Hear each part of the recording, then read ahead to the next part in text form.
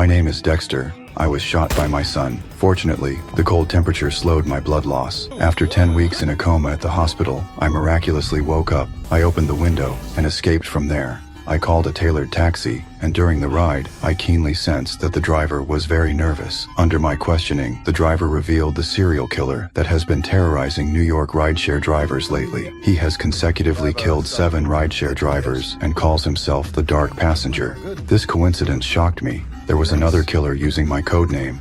The old driver also mentioned that he had a friend who miraculously escaped from the Dark Passenger's hands. The next day, I visited this survivor. The footage from his dash cam showed the killer wearing a special hoodie. This is a type of clothing with infrared shielding function that's hard to detect with the naked eye, but creates a white screen on camera equipment, concealing the face. The survivor described the attack with lingering fear. The killer strangled him with a wire rope, and at the critical moment, he escaped by reclining his seat when the green light came on, though his ear was still cut. By repeatedly watching the video, I noticed the killer's backpack had a company name on it. After investigation, this company called Bridge Data is a tech enterprise specializing in cybersecurity. I registered as a new ride-hailing driver and began staking out the Bridge Data Company building, closely watching every person entering and leaving who wore a hoodie and carried a similar backpack. One night, my phone suddenly rang with a ride request. A passenger named Ronald was calling for a car. I immediately recognized that distinctive hooded figure. I deliberately walked in front of him, pretending to be a tourist taking photos. On my phone screen, sure enough, only a blinding white light appeared. This characteristic confirmed that he had activated hunting mode and was preparing to carry out a new round of killing.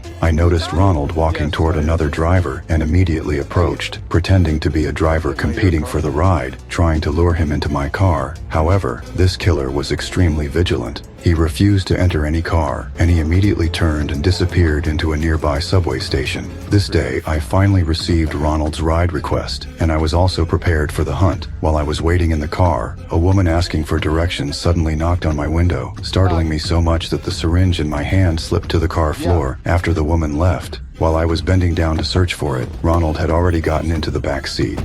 During the drive, Ronald suddenly demanded a route change. When I showed slight hesitation, a wire was already around my neck. Forced to drive toward a remote dock, I seemed trapped in a desperate situation. But at the moment Ronald was about to cut my throat, I completed a desperate counterattack. I retrieved the fallen syringe from under the car and precisely stabbed it into Ronald's neck. I had already hidden a steel plate in my collar, prepared for his attack. When Ronald awoke from unconsciousness, he found himself tightly bound with thick plastic wrap to a work table in my home. Who are you? I'm Dexter.